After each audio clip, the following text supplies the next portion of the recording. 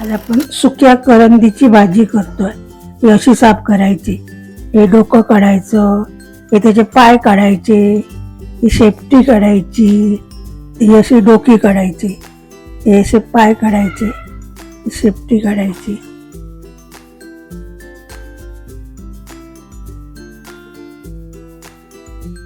झाली कढई गरम.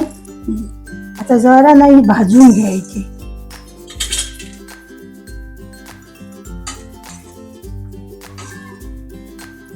आता जरा ही 2 मिनिटं भाजायची.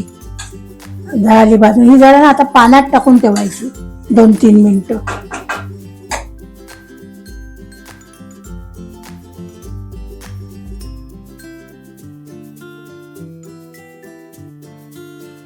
दुसरी कढई ठेवली, त्यात फोडणी देऊया. त्यात जरासं तेल टाकायचं. त्याच्यात कांदा, एक मी मोठा कांदा कापून घेतलाय. जरा कांदा लालसर होईपर्यंत भाजून घ्यायचा. आता याच्यात कढीपत्ता टाकायचा.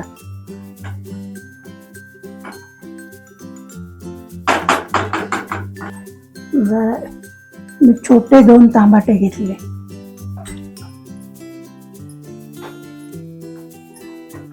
जराशी हळद टाकायची.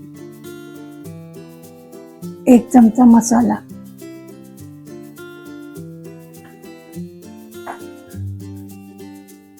आता याच्यात ना मच्छी धुवून टाकायची. तांदळाला धुते.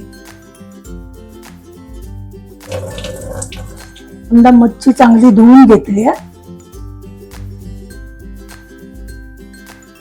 आता ती घालायची.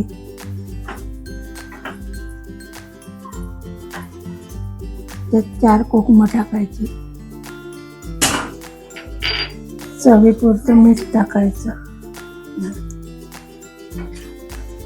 हे आता सगळं चांगलं ढवळायचं